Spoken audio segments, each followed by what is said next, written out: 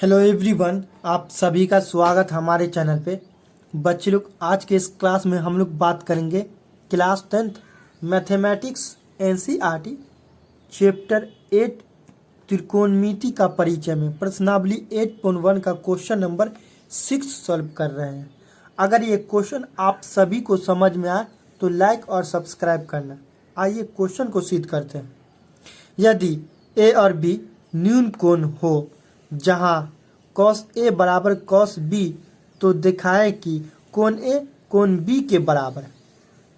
पहले ये क्वेश्चन समझते हैं। यदि ए बी न्यून कोण है, मतलब न्यून कोण को समझते हैं। पहले वैसा कोण जिसका मान 90 डिग्री से कम हो, 90 डिग्री से कम हो उसे न्यून कोण कहते हैं। वैसा कोण जिसका मान 90 डिग्री से कम हो उसे न्यून कोण।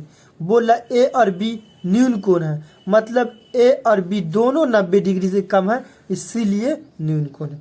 यहाँ तक कोई दिक्कत? कोई दिक्कत नहीं।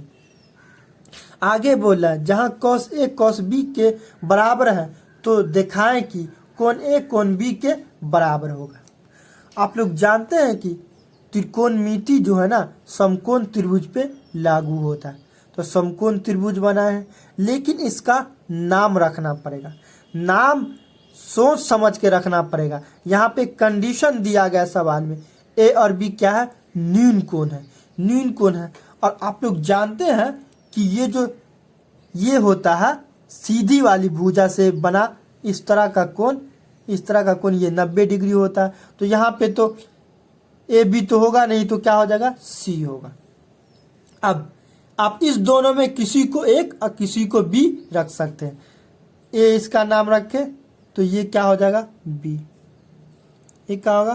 बी। कोई दिक्कत? कोई दिक्कत नहीं। त्रिभुज का नाम रखा गया ए बी सी, जिसमें ए और बी क्या है? न्यून कोण है, और सी क्या है? राइट एंगल ट्रायंगल समकोण है, मतलब 90 डिग्री। कोई दिक्कत? कोई दिक्कत नहीं। देखिए दिया क्या है कंडीशन में, cos A जो है cos B के बराबर है। इसका मतलब क्या है बच्चे लोग? ए को मतलब इस एंगल से डिनोट करेंगे और cos B को इस एंगल से डिनोट करेंगे। इस एंगल से मान निकालेंगे। आइए, cos थीटा का फॉर्मूला क्या होता है? आधार बट्टा कर्ण। तो इस एंगल के लिए आधार क्या हो जाएगा? ये हो जाएगा, और कर्ण तो सेम रहता, तो AC बट्टा AB, AC बट्टा AB बराबर cos B। तो cos B इस एंगल के लिए बात करेंगे तो cos थीटा आधार बट्टा कर्ण।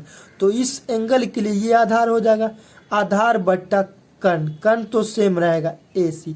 तो इसके लिए आधार क्या हो जाएगा? इस एंगल के लिए BC बट्टा AB। कोई दिक्कत? कोई दिक्कत नहीं। अब गौर से देखिएगा बच्चे लोग, नीचे AB और AB बट्टा में है, तो AB और AB क्या हो गया? कैंसिल हो गया। बचा क्या? AC बराबर BC।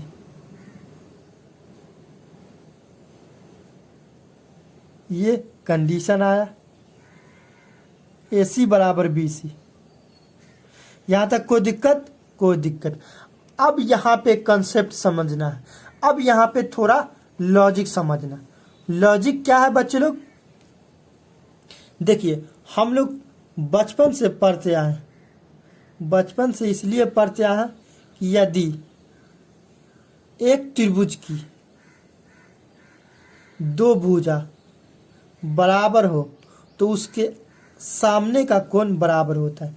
जैसे इसको मान लेते हैं C, ये A, ये B। तो मतलब इसमें क्या? AC बराबर BC, AC बराबर BC है, दिया है। तो इसका मतलब क्या है? बराबर भुजा के सामने का कोण बराबर होता है, तो AC के सामने का कोण CA या फिर AC के सामने का कोण क्या है, ये बराबर होगा B। अब BC या CB के सामने का कोण क्या है, ये A, ये बराबर होगा। ये बचपन से हम लोग ये पढ़ते आए हैं, बराबर भुजा के सामने का कोण बराबर होता है। सेम कंडीशन यहाँ लगाई, ये सेम कंडीशन आपको यहाँ लगाना। AC बराबर BC है, इसका मतलब क्या है, AC के सामने का कोण, AC या फिर CA के सामने का कोण क्या है, ये, तो कोण B बराबर होगा, कोण B बराबर होगा। और BC के सामने का कोण, A, तो कोण A बराबर हो। यही तो सिद्ध करना था, कोण B कोण A के बराबर होगा। यहाँ देखिए, कोण A कोण B बराबर होगा, या फिर कोण B A को, इसको पलट देते हैं, इसीलिए कोण A बराबर और कोण B। कोई दिक्कत नहीं, ये तो प्रूव करना था, प्रूव्ड हो गया। मैं आशा करता हूँ कि इस क्वेश्चन को आप लोग समझ चुके होंगे। दोस्तों, यह वीडियो कैसा लगा कमेंट में हमें बताएं, और आप लोग मेरे चैनल पे नए हैं तो प्लीज़ सब्सक्राइब करके बेल आइकन घंटी दबा दें, ताकि इसी तरह का वीडियो सबसे पहले आप तक पहुँच सके।